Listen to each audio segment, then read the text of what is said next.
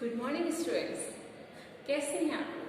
I hope, मैं उम्मीद करती हूँ कि आप सभी अपने अपने घर पे स्वस्थ और सुरक्षित होंगे। स्टूडेंट्स, तो हम पढ़ रहे थे आपकी जो बुक है वितान, उसका जो चैप्टर है डायरी के पन्ने, ठीक है, जिनके लेखक हैं एन फ्रैंक। तो बच्चों, कल मैंने आपको एन फ्रैंक के बारे में बहुत अच्छे से समझाया था कि एन फ्रैंक कौन थी। 13 साल की एक लड़की थी जो कि यहूदियों की यातनाओं से पीड़ित हो गई थी और उसकी मृत्यु हो गई थी। तो कल मैंने आपको बता दिया था कि वो किस तरह से घर छोड़कर गए थे और कहाँ पे अंडरग्राउंड हुए थे, किस तरह से उन्होंने परेशानियों का सामना किया, ये सारी चीजें। तो आइए आज हम अपना चैप्टर जो है वो कंटिन्यू करते हैं। बच्चों, जब आप वीडियो देखें तो उस समय आप पेज नंबर 56 निकालिएगा। देखिए, गुरुवार 9 जुलाई 1942, प्यारी किट्टी। मैंने आपको ये भी बताया था कि जब वो अपनी क्या कहते हैं डायरी लिखती थी तो उसके घर में उससे ज्यादा कोई बात नहीं करता था बच्चों। तो वो अपने किसको संबोधित करते हुए लिखती थी? किट्टी जो थी उसकी गुड़िया थी, उसको वो संबोधित करते हुए अपनी डायरी लिखा करती थी। तो आगे उसने अपनी डायरी में लिखना शुरू किया था, गुरुवार 9 जुलाई 1942, प्यारी किट्टी। तो आखिर हम चल पड़े। मम्मी पापा और मैं तेज बरसात में भीगते हुए आए। जब वो अपने बदन में बहुत सारे कपड़े पहन के घर से बाहर निकल रहे थे, उस समय की ये बात है। वो बता रही है कि जिस समय मैं और मम्मी पापा निकल रहे थे उस समय बहुत तेज बारिश हो रही थी और वो उस बारिश में भीग गए थे। हम तीनों के कंधों पर बड़े बड़े थैले और शॉपिंग बैग थे जो अल्लम गल्लम चीजों से ऊपर तक ठूस ठूस कर भरे हुए थे। शॉपिंग बैग थे, आपको पता था अटैची वगैरह में अगर वो सामान ले जाते तो वो पकड़े जाते, क्योंकि वो अंडरग्राउंड होने जा रहे थे, है ना, अज्ञातवास के लिए जा रहे थे। इसलिए जो शॉपिंग करने वाले जो बैग्स होते हैं बच्चों, उसमें उन्होंने बहुत सारा अपना सामान ठूस ठूस के भर रखा था। सुबह सुबह काम पर जाने वाले लोग हमें बड़ी ही बेचारगी भरी निगाहों से देख रहे थे। आप उन्हें देखते ही बता सकते थे कि वे आपके लिए अफसोस कर रहे थे कि वे हमें किसी तरह का वाहन उपलब्ध नहीं करा सकते और हमारे सीने पर चमकता पीला सितारा सारी दास्तान खुद ही कह देता था। देखिए, पीले सितारे से तात्पर्य है बच्चों कि हिटलर के शासन में यहूदियों को विवश करने किया जाता था। जो हिटलर का उस समय शासन था और जो यहूदी लोग थे उनको कहीं ना कहीं विवश कर रहे थे कि वे अपनी पहचान के लिए पीला सितारा पहने। मतलब पीला सितारा पहनने से पता लग जाएगा कि वो लोग कौन है, यहूदी हैं। तो बच्ची बता रही है आपको, एन फ्रैंक बता रही है हमें कि जब जो लोग वाग थे उन्हें पता था कि हम यहूदी है तो बहुत ही बेचार भरी भरी निगाहों से हमें देख रहे थे और अफसोस जताने की कोशिश कर रहे थे कि हम चाहकर भी आपकी किसी तरह से कोई मदद नहीं कर सकते, आपको कोई साधन है वो उपलब्ध नहीं करा सकते। जब हम गली में पहुंच गए तभी पापा और मम्मी ने धीरे धीरे बताना शुरू किया कि उनकी योजना क्या थी। उस बच्ची ने बताया था हमें शुरू में कि उसको भी नहीं पता था कि क्या प्लानिंग है, किस तरह से वो जाके कहाँ छिपेंगे, क्या होगा। तो जब वो जैसे जैसे गली से बाहर आए, दूसरी गली में पहुंचे, तब उन्होंने अपनी बेटी को धीरे धीरे बताना शुरू किया। पिछले कई महीनों के दौरान हम थोड़ा थोड़ा करके जितना भी हो सका फर्नीचर और कपड़े लत्ते फ्लैट से बाहर ले जाते रहे। मतलब वो एकदम से अंडरग्राउंड नहीं हो रहे थे, एकदम से अज्ञातवास में नहीं जा रहे थे। वो क्या कर रहे थे, उन्होंने एक लंबी प्लानिंग कर रखी थी और वो बता रहे हैं कि महीनों से थोड़ा थोड़ा करके सामान वो इधर से उधर शिफ्ट कर रहे थे। ये तय कर लिया गया था कि हम लोग 16 जुलाई को अज्ञातवास में चले जाएंगे। मतलब प्लानिंग हो गई थी कि 16 तारीख को वो 16 जुलाई को वहां चले जाएंगे। अचानक मारगोट के लिए बुलावा आ जाने के कारण योजना को 10 दिन आगे खिसकाना पड़ा था। जैसे ही उसकी जो बड़ी बहन है मारगोट, उसके लिए वहां से कॉल लेटर आया था, बुलाया था उसको, तो ये लोग काफी घबरा गए थे, परेशान हो गए थे। इसलिए इन्होंने इस योजना को या इस प्लान को आगे सरका दिया, मतलब आगे के लिए कर दिया। इसका मतलब यही था कि अब हमें कम तैयार किए गए कमरों में ही गुजारा करना होगा। मतलब जहां पर ये लोग रह रहे थे वहां पे इन्होंने जो भी व्यवस्थाएं करी थी, इससे ये प्रूव हो गया कि ये लोग अब वहां पर जो भी कम कमरे हैं, है ना, वहीं पर इतने सारे लोगों को एडजस्ट करना पड़ेगा, रहना पड़ेगा। जब हम गली में पहुंच गए तभी गुजारा करना होगा। छिपने की जगह पापा के ऑफिस की इमारत में ही थी। इसे समझ पाना बाहर वालों के लिए थोड़ा मुश्किल होगा, इसलिए मैं थोड़ा बहुत समझा देती हूँ। पापा की जो ऑफिस था, वहाँ जो इमारत थी, बच्चों बिल्डिंग थी, ये लोग वहीं पर छिपने जा रहे थे, इसलिए बता रही है कि मैं अब आपको बता देती हूँ क्योंकि आपको शायद समझ में नहीं आए। पापा के ऑफिस में काम करने वाले लोग बहुत ज्यादा नहीं थे, बस मिस्टर कुगलर, मिस्टर क्लीनमैन, मिएप और 23 बरस की टाइपिस्ट जिसका नाम बेब वोइसक्विल था। उन सबको हमारे आने के बारे में खबर कर दी गई थी। मतलब कुछ ज्यादा लोग नहीं थे, यही 5-6 जने थे। मिस्टर वोइसक्विल बेब के पिता 2 और सहायकों के साथ गोदाम में काम करते थे। उन्हें कुछ भी नहीं बताया गया था। जो मिस्टर वोइसक्विल थे और उनके पिता थे, उनको इन सारी बातों के बारे में नहीं बताया गया था। और इमारत के बारे में मैं थोड़ा सा बता दूं। जो लड़की है एन फ्रैंक हमारे, वो बता रही है कि पापा की इमारत किस तरह थी, उसके बारे में मैं आपको थोड़ा सा बता देती हूँ। तल मंजिल पर बना बड़ा सा गोदाम, काम करने की जगह और भंडार घर के रूप में इस्तेमाल होता है ना। इमारत के बारे में बता रही है कि तल मंजिल पर बना हुआ था एक गोदाम, काम करने की जगह थी और भंडार घर के रूप में इस्तेमाल होता था। इसके अलग अलग हिस्से बने हुए हैं। ये हिस्से गोदाम, पिसाई का कमरा वगैरह है, जहाँ इलायची, लौंग और काली मिर्च वगैरह पीसे जाते हैं। मतलब उनके पापा का इस तरह का बिजनेस काम था, व्यवसाय था, जहाँ पे जो मसाले वगैरह हैं इस तरह से पीसे जाते हैं। बच्चों देखिए, ये है वो बिल्डिंग, उसके पापा के ऑफिस, जहाँ पर वो लोग क्या कर रहे थे, अज्ञातवास हो रहे थे, यानी कि छुप रहे थे। गोदाम के दरवाजे से ही सटा हुआ एक बाहर का दरवाजा है जो ऑफिस का प्रवेश द्वार है।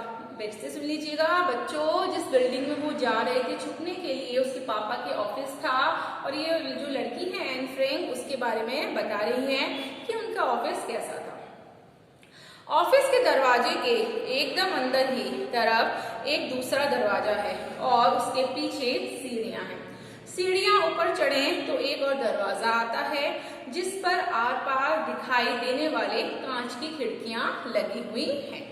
इस पर काले अक्षरों में लिखा हुआ है कार्यालय, है ना, ताकि पता चल जाए ये ऑफिस है। यही आगे वाला बड़ा यानी फ्रंट ऑफिस है और ये बहुत बड़ा हवादार और खुशबू रोशनी वाला कमरा है। दिन के दौरान यहाँ बेब, मिएप और मिस्टर क्लीनमैन काम करते हैं और एक छोटा सा गलियारा है जिसमें तिजोरी, कपड़ों की अलमारी और स्टेशनरी का काम की बड़ी सी अलमारी है। तो ये सब बता रही है कि वहाँ पे क्या क्या चीजें हैं। इस गलियारे के पार एक छोटा सा दम घोटू अंधियारा कमरा है। मतलब वो कमरा ऐसा है जिसमें व्यक्ति का क्या हो जाए, दम घुट जाए। ये बैंक ऑफिस है। इसमें मिस्टर कुगलर और मिस्टर वानदान बैठा करते थे, अपने बैठा करते थे। अब इसमें सिर्फ मिस्टर कुगलर बैठते हैं और मिस्टर कुगलर के ऑफिस में पैसे से भी पहुंचा जा सकता है, लेकिन सिर्फ कांच वाले दरवाजे के जरिए, जिसे अंदर से तो आसानी से खोला जा सकता है लेकिन बाहर से आसानी से नहीं खोला जा सकता। मिस्टर कुगलर के ऑफिस से निकलने के बाद तुम लंबे तंग गलियारे से कोयले वाले गोदाम की ओर बढ़ोगी और 4 सीढ़ियां चढ़ोगी तो तुम अपने आप को प्राइवेट ऑफिस में पाओगे। मतलब उसमें बार बार बताया जा रहा है कि किस तरह से वहां पे पहुंचने की व्यवस्था है, किस तरह से वो वहां पर पहुंचेगी, वहां पर जाएगी। आगे बता रहे हैं कि तो तुम आपको प्राइवेट ऑफिस में पाओगी। यह पूरी इमारत का शोपीस है। मतलब उन्होंने पूरी इमारत के बारे में हमें बता दिया।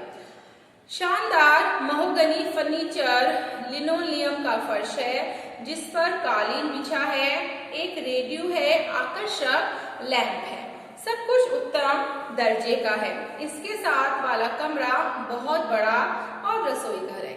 उसमें पानी गर्म करने का हीटर है, गैस के 2 चूल्हे हैं, साथ में पाकखाना है। ये पहली मंजिल का नक्शा है। नीचे की जो सीढ़ियां वाले गलियारे से एक रास्ता दूसरी मंजिल की तरफ जाता है। सीढ़ियां खत्म होते ही थोड़ी सी खुली जगह है और उसके दोनों तरफ दरवाजे हैं। दाई तरफ का दरवाजा मसाले रखने के स्टोर, अटारी और घर के सामने की तरफ वाली म्यानी का दरवाजा है। घर के सामने की तरफ से एक परंपरागत डच डिजाइन की सीधी और इतनी घुमावदार सीढ़ियां हैं कि एड़ियों में मौज आ जाए और ये रास्ता गली की तरफ खुलता है। बच्चों, हो सकता है कि जब मैं आपको ये बता रही हूँ तो शायद आपको समझ में नहीं आ रहा हो, लेकिन जब आप ये वीडियो देखेंगे और साथ में अपनी बुक लेके बैठेंगे साथ में, तो आपको समझ में आ जाएगा कि उस बच्ची ने एन फ्रैंक ने अपने पापा के ऑफिस की इमारत के बारे में अंदर से जो भी चीजें हैं उसके बारे में चर्चा की है, वो बता रही है कि किस तरह की बिल्डिंग है। जैसे एग्जाम्पल के लिए आपका अपना घर है और आपसे पूछिए कि आपका घर कैसा है, तो आप बिल्कुल ऐसे ही बताएंगे कि घुसते ही ड्राइंग रूम है, फिर हमारा हॉल है, साइड में किचन है, फिर साइड में हमारे बेडरूम है, अंदर जाके अभी एक गैलरी है, फिर हमारे ऊपर भी घर बना हुआ है। तो इस तरह से आप जब वर्णन करेंगे, साथ में भंडार गृह है, तो शायद आपको बहुत अच्छे से समझ में आ जाएगा। तो आप जब इस चैप्टर को पढ़ेंगे तो आपको बहुत अच्छे से समझ में आएगा।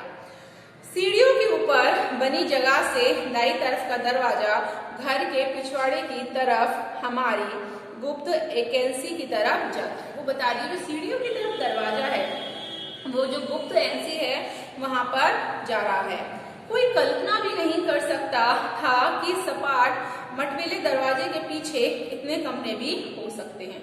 मतलब एक तरह से वो जो ऑफिस था बहुत ही अच्छी तरीके से बना हुआ था उसकी इमारत, कि लोग अगर वहां छिपकर बैठ भी जाएं तो शायद किसी को पता नहीं चल पाएगा कि वहां पर इतने कमरे भी हो सकते हैं।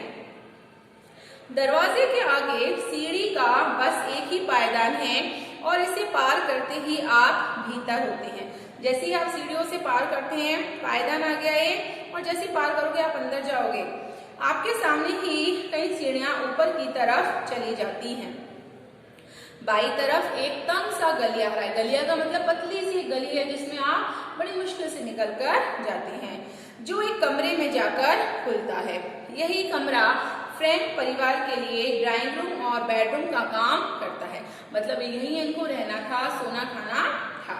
अलग दरवाजा एक छोटे कमरे का है और ये परिवार की 2 जवान लड़कियों के बेडरूम और स्टडी रूम के काम आता है। उस कमरे के बारे में बता रहा है क्योंकि जो दोनों बहनें हैं वो वहां पे स्टडी करेंगी, साथ में सोएंगी।